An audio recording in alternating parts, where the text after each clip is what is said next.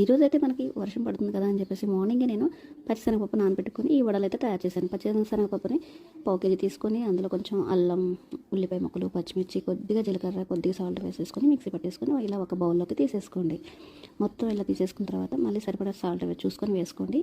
అంతేకాకుండా జీలకర్ర కూడా చాలా బాగుంటుందన్నమాట ఈ వడల్లో.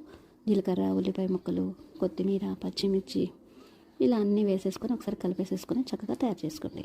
అంతే, ఇంకెందుకు బాండీలో ఆయిల్ వేసేసుకొని మనం ముందుగానే హీట్ చేసుకుంటే సరిపోతుంది. ఇలా చేతి మీద తయారు చేసుకొని బాండీలో ఉన్నటువంటి ఆయిల్లో వేసేసేయండి. స్లోగా అది కూడా జాగ్రత్తగా వేయండి. వేసేటప్పుడు కొంచెం స్లో ఫ్లేమ్లో పెట్టుకోండి. వేసిన తర్వాత కొంచెం ఫ్లేమ్ని ఎక్కువ చేసుకోండి అనమాట. సో ఇలా అన్నీ అలా అలా అలా అలా ఫ్రై చేసేసాను. భలే బాగున్నాయి కదండి, చూడటానికి చాలా అందంగా ఉన్నాయి కదా, తింటే కూడా చాలా రుచిగా ఉన్నాయి.